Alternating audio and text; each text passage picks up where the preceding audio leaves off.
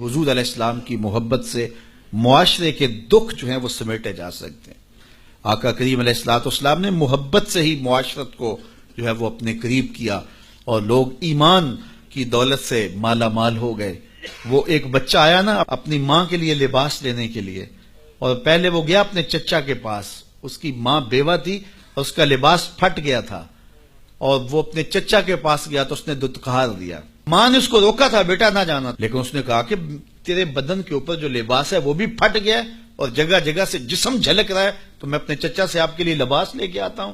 پھر جو رویہ اس نے اختیار کیا تو واپس روتا ہوا آ رہا تھا، تو کسی نے راستے نے پوچھا کہ کیا ماجرا ہوا؟ اس نے کہا چچا کے پاس گیا تھا ماں کے لیے لباس لینے، اس نے تو لا کے بھیج دیا۔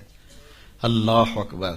تو اس نے کہا کہ جا سین حرم میں محمد نام کا ایک شخص بیٹھا ہوا ہے، اگر تو اپنا دکھڑا اس کے سامنے پیش کرے تو وہ امید ہے تمہیں رد نہیں کریں گے، لیکن سن لے ان کا دین کوئی اور ہے۔ اللہ اکبر۔ اپنے ماں کے پاس آیا تو ماں کو کہا کہ چچا نے تو لا کے بھیج دیا، لیکن آپ کی حالت مجھ سے دیکھی نہیں جا رہی۔ بچہ ابھی شعور کی منزلوں میں قدم رکھ رہا تھا، پہلے بہت چھوٹا تھا، اب اس کے اندر ایک جذبات تھے بچے کے اندر۔ تو ماں نے کہا کہ بیٹا نہیں، ان کے پاس نہیں جانا، سنا ہے کہ جو ان سے ملے دین دھرم چھین لیتے ہیں اس کا۔ اللہ اکبر۔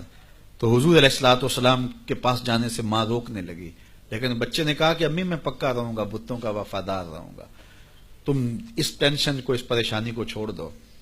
اور حضور کی خدمت میں حاضر ہوا۔ حضور صحن حرم میں چادر اوڑے بیٹھے ہوئے تھے، اور جا کے کہنے لگا میں پہلے بات آپ سے کر لیتا ہوں، آپ کا دین میں نے قبول نہیں کرنا۔ حضور مسکرا کے بولے بیٹا بتاؤ کس لیے آئے ہو؟ کہا میری ماں بے لباس ہے، میں آپ سے لباس لینے آیا۔ حضور نے چادر رحمت اتار کے اس کے کندھوں پہ ڈالی۔ اللہ اکبر۔ وہ واپس آ گیا اور ماں پر حضور کی چادر اڑائی۔ اللہ اکبر۔ اور ماں نے کہا کہ بیٹے اس نے اپنا دین تو نہیں تجھے دیا؟ کہا نہ، میں نے پہلے کہہ دیا تھا تیرے دین نہیں مانوں گا۔ ماں کہنے لگی پتر اس کا دین ماننا چاہیے، یہ جس نے رحمت کی چادر ہمارے سر پہ تان دی۔ اللہ اکبر۔ تیری تک کے ادامہ میں مرید ہو گئے۔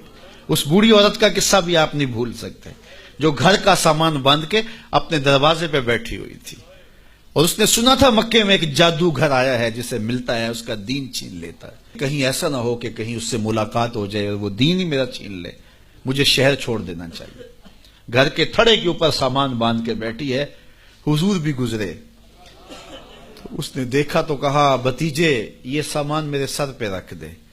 حضور نے سامان اٹھایا، دیکھا تو بوجھل تھا، وزنی تھا، اور بڑھیا کو دیکھا تو کمزور تھی، تو کہا کہ بڑھیا اگر چاہو تو جہاں چاہتی ہو میں خود نہ چھوڑا۔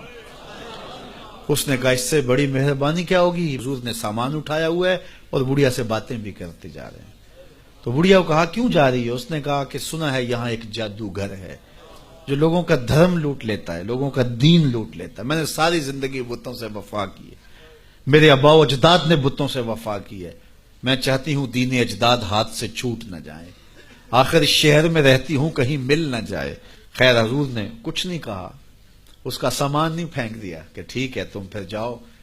سامان اس کا اٹھایا اور جہاں تک اس نے جانا تھا سامان پہنچایا، سامان سپرد کر کے واپس پلٹنے لگے تو اس نے کہا بچے اپنا نام تو بتا دے، لوگ کہیں گے کہ مکہ چھوڑ آئی ہو تو بتاؤں گی ایک جادوگر کے دکھ سے چھوڑ آئی ہوں، تو وہ کتنا برا بھلا کہیں گے شہر مکہ کو کہ جس مکہ سے لوگ نقل مکانی کرنے پہ مجبور ہو گئے، تو میں انہیں یہ بھی بتاؤں گی کہ جس مکے میں جادوگر رہتا ہے اتنا اچھا نوجوان بھی رہتا ہے، تو تیرا نام لیا کروں گی، تیرے قصیدے پڑھا کروں گے۔